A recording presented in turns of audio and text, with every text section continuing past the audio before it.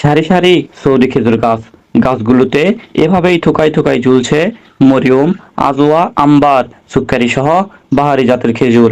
জয়পুরহাটের আক্কেলপুর উপজেলার রায়কালী ইউনিয়নের মুঞ্জিয়া গ্রামের সাইফুল ইসলাম 2.5 বিঘা জমির উপর গড়ে তুলেছেন সৌদি খেজুরের বাগান।